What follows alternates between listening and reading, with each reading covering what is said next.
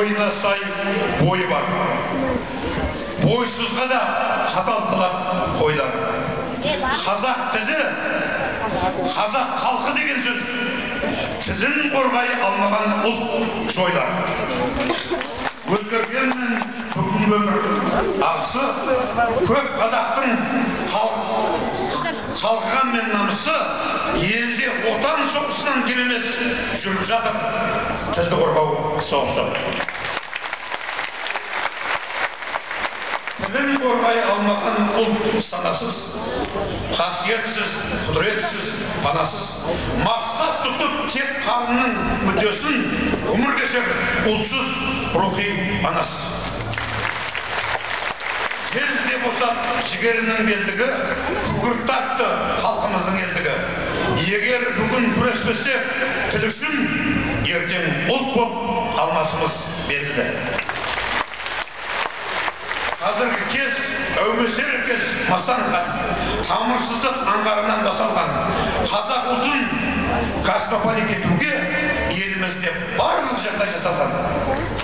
Басшылар көп, билікшінің өрлеген, өрді қазақ есебінен төрлеген.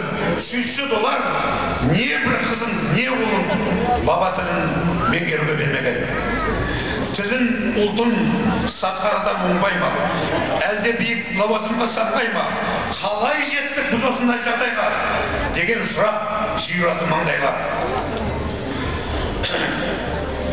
Бағанадан бері айтып отырмын ғой өзлеріңше.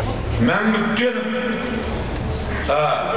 ұрықсыз өмір сүрмес еріксіз, шыншыл тұлға көп жағдайда серіксіз, сан ғасырлық намыссыздар сабағын сондықтан да еске аламыз еріксіз. Мәңгүттеніп алшақ қонған арынан дарындар бар атын әлем талған. Жүрегінде ұлттық намыс болмаса, ол дарынның жоқ жақсы барынан.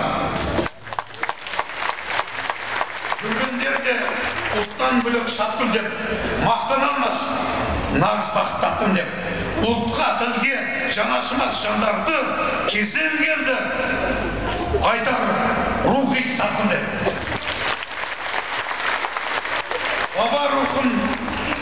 Баба рухтың сенім шамы сынғандай, намыс өшкен кезен еді бұлғандай.